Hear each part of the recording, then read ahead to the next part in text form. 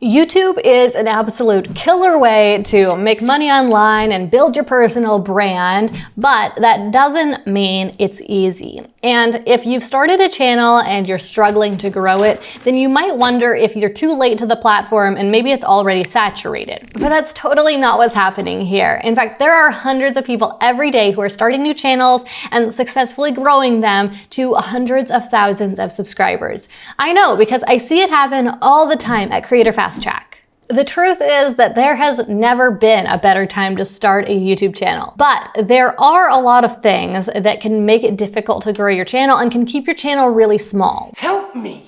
So today in this video, I'm going to be sharing with you 7 of the most common mistakes I see new YouTubers make that keep their channels small and prevent their channels from growing.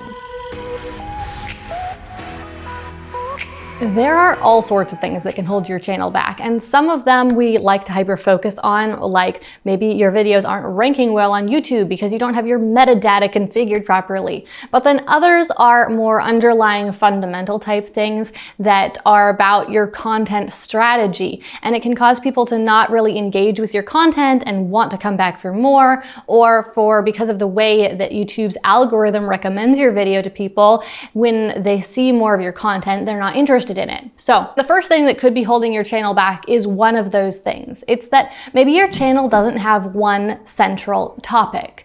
Now, don't get me wrong here. Your channel definitely doesn't need to be hyper-focused on some super specific, super obscure niche or anything like that. But it does need to all be focused on one central topic. So here's a little snippet of how the YouTube algorithm works. Let's say you're on YouTube and you see a video that's suggested to you and you click on it and you start watching it. Okay, well, next time you log into YouTube, what's going to happen is YouTube is going to suggest another video from that channel to you. So right here you see, here's another video of that channel being suggested to me right now.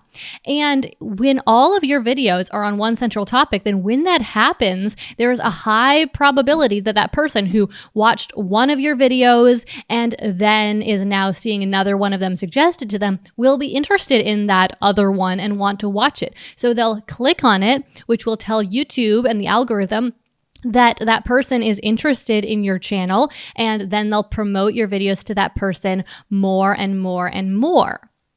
But if your videos are all on different topics or on several different topics, then this system won't work the same. Instead of someone watching one of your videos and then being interested in that other video that is suggested to them when they go to YouTube, instead they'll see a video that's on another random topic that they're not interested in, so they won't choose to click on it. YouTube will think people aren't interested in your channel, and they won't suggest your videos to that person or similar people anymore.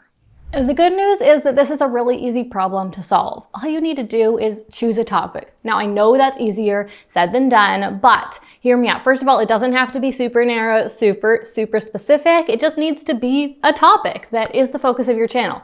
And second, this topic doesn't have to be forever. Just choose a topic to try out as your central topic and give it a try for several months. And you can always switch in the future if you decide you'd rather talk about something else. The second thing that could be keeping your channel small is a really common one. And it's just that maybe you haven't posted enough videos on your channel yet. A lot of people give up too early. The truth is that it takes you posting an average of 35 videos on your channel before the YouTube algorithm actually figures out what your channel is all about and who to suggest your videos for. And that's average, 35 videos on average. And that means that if you're doing some other things wrong, like if you don't have one central topic for your channel, then it could take you a lot longer. So make sure you're not giving up too soon, that you're in it for the long run, and that you're working the other strategies to make sure that you can get your channel growing by the time it gets to that 35 video mark, or even a bit sooner. If you've heard me talk about YouTube strategy before, or what an incredible opportunity YouTube is, then you've probably heard me talk about how incredibly powerful the YouTube algorithm is and how it can grow your channel automatically. And that's true, but it can lead you to do something that will keep your channel small. If you think that the YouTube algorithm is gonna grow your channel right from the start, then that can make your channel take a lot longer to take off. Because see, here's the thing, YouTube algorithm, super powerful, But what it runs on is data. The more data it gets about who likes your videos, the better it can suggest your videos to more people like those people, and it can grow your channel virally. But when you're first starting out and the algorithm has no data on your videos because nobody has been watching them yet, nobody's been clicking on them or liking them or commenting them, the algorithm is lost in the dark. It doesn't know who to suggest your videos for. And so the more data you can give it early on by simply sharing your videos with friends and family, just so it starts to have some points of data, the better the algorithm will be able to start to recommend your videos, and the faster it will do so, and that will make your channel grow even faster. By the way, I know it can be super weird to share your channel with friends and family. So one of the easiest ways to do this is when you're first starting your channel and it's this brand new thing, people get excited about this fact that you're doing this new thing. It's this like new chapter in your life. It's this new adventure. And that is the time when it is easiest to get them to support you, and just because they're curious about what you're doing. Now, if you are past that point and you already started your channel in the past, do not doubt the power of second chances and second opportunities. You can do essentially like a grand reopening for your channel and have an official launch for your channel, maybe with a new video series you do, or maybe you can do a new welcome video or something like that. And if you haven't told your friends and family about your channel in the past, then it will still have that new shiny sparkle of appeal and interest and curiosity to them. Another little quick tip is when you are first starting out, you want to add as much social proof to your videos as possible. So you want to click on your video after you publish it and actually watch it through to give it another view. Click that like button, possibly leave a comment, and then also log into your other Google accounts. I know you have them. You probably also have access to maybe your husband or wife's account, maybe a friend's account, maybe your dog's account. You probably have access to a few YouTube accounts. So log into your other YouTube accounts and do the same thing. Watch the video in this other account. Now I'm getting an ad because I don't have YouTube Red on this account, but watch the video in this other account so it has yet another view, and also, again, hit that like button. Now, full disclosure, I don't do this anymore, and most big YouTubers don't, because once you are getting thousands of views on your channel and hundreds of likes, those additional likes and views, they don't really matter very much. It's a very small additional gain. But when you are first starting out, every single view counts, every single like counts, every tiny little bit of social proof you can give your video counts. And so even just adding a small handful more from your various Google accounts. Maybe you don't have as many as me, but you probably have a couple. Giving it as much social proof as you can is going to help it to do as well as it can. This next one might not sound like it's something that would keep your channel small, but it totally can. So here's what it is. It's maybe your videos don't have enough structure. So here's the thing. People aren't interested in things that they don't understand. If they don't understand something, then it is meaningless to them. So for example, music without structure is just meaningless sounds. Or a story without structure is just meaningless events. And a video without structure is just meaningless information. We don't know how to categorize it in our brains. We don't know what to do with it, and so we don't really care. If your video tells a story, then it might have a story arc, something like starting with some sort of situation and then escalating that situation to a climax and then finally resolving that situation. But otherwise, your video's structure can be really simple as simply having a beginning, a middle, and an end, or a simple list of points. Things that simple can make your videos way easier for people to follow along and can make the content much more meaningful. This is another really easy problem to solve. All you need to do is make sure you outline your video before you film it and make sure that you're giving it some structure when you outline it. Start by presenting the problem or telling your viewer why they should care about the topic you're talking about about, or presenting the situation of the story. And then progress through a series of points or events. And then finally, conclude your video with a resolution or a summary. This doesn't need to be complicated. It doesn't need to be a lot of words on the page. In fact, I like to keep my outlines really sparse so that I don't wind up reading them as a script. But just outlining that structure before you start is going to make a huge difference with your videos.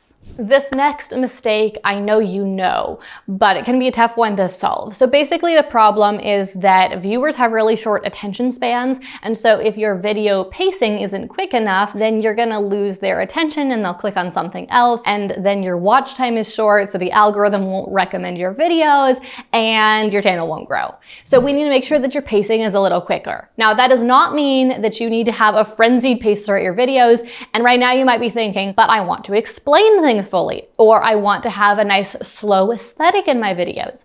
That's totally okay, but we still need to make sure that the pacing is keeping up. And so let me share with you a few different ways you can do that. There are three main things you can do to keep the pacing moving forward. The first is simply not spending too long on each point. You need to keep moving on to the next thing you're going to talk about, and make sure that you are really giving some structure like we talked about earlier, and that you are pointing out that it is the next point, so that it's not just this long rambly thing, but instead they understand how it's divided. Another way is, if you are telling a story, make sure that the story keeps progressing and that new things keep happening throughout the story, and that however many things are happening, you make sure that the total video isn't too long for that number of things. And then finally, one of the easiest ways to keep your videos pacing up is just to interrupt the pacing with visual changes. So even if you want to talk about something for a sort of extended period of time, you can add in different visuals like B-roll or stock photos or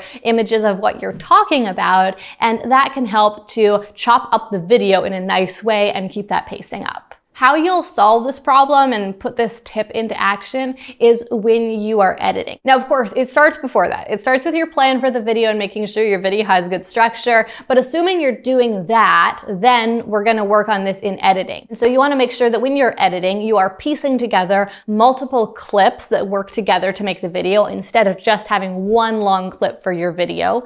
And then if there are longer sections of you talking, you need to make sure that you are chopping those up to cut out the redundant parts or the more boring parts, and to keep that pacing moving. And then finally, you're gonna add in those additional visuals like the B-roll and the stock photos. Here's another one I know you know might be holding your channel back, and that is that maybe your thumbnails aren't getting people to click on your videos. Now, you already know it's true that if your thumbnails are not interesting, then people will not click on your videos, even if they're suggested on YouTube's homepage. But what you have to think about is that people interact with thumbnails in different ways. When they're looking at suggested videos, or like let's say that they're watching a video and they see those suggested videos over here in the side column, then they are going to click on the video if it has an interesting thumbnail, if they're curious about it. But if they are doing a search, so for example, if they are searching for how to create a website, then they are going to be looking at these thumbnails with a different filter. They're not just looking for which one looks interesting or provokes their curiosity. Instead, they're looking for the thumbnail that matches what they are really looking for, the one that looks most likely to give them the result or to teach them what they need to know. Solving this problem starts before you film your video and take your thumbnail photos by deciding whether you're going to target search traffic or suggested traffic with your video, and then planning your thumbnail accordingly. I'd highly recommend that whenever you are browsing on YouTube and you see a thumbnail you like, that you save it for future inspiration. So for example, let's say you liked this thumbnail right here, or you liked this one, then make a playlist and just save that thumbnail. So you can click these three dots, click save to a playlist. And as you can see, I've got this playlist right here called Thumbnail Love, and I just add thumbnails to it whenever I find one that I like, so that in the future I can use it as an idea for how I could format my own thumbnail. Okay, and let's wrap this all up with the last reason why your channel might not be growing, and that is that maybe you're not posting consistently enough. Now, I know, you have heard this one before. Absolutely, I'm 100% sure, but I can't not mention it because seriously, almost every time someone asks me, why isn't my channel growing? And they ask me to look at it, and I find that they have not been uploading consistently enough. Now, that might look like when they ask me to look at their channel, they haven't posted for the last couple months, or maybe they have been posting consistently for the last several weeks or couple months, but then there was a huge gap before that. The truth is that you really can't expect your channel to grow if you aren't posting on YouTube at least twice a month. And honestly, weekly is a lot better and often easier to maintain. That's because when you post every week, you can get into a routine where you film every week on a certain day, and then you edit on certain days, and you post on a certain day. And that can make it the easiest to maintain that consistency. Okay, so it's time for you to be honest with yourself. Which of these things is keeping your channel small? Or is there something else? Let me know in the comments down below. We'll have a moment of honesty together about what you really need to change in order to get your channel to start growing. Thank you so much for joining me for today's video. My name is Gillian Perkins. I'm an entrepreneur and an online business strategist. And here on YouTube, I teach people how to start online businesses and grow them to 6 figures and beyond. And part of that strategy is using YouTube to grow your brand, build your audience, and get traffic to your website. In other words, to attract customers. If these are things that you are interested in learning more about, and if you want to learn how to work for yourself and make great money doing so, then I would love to invite you to subscribe to my channel and join me next week for another video like this one. Thank you again so much for watching. I love you. Stay focused this week, and I'll see you next time.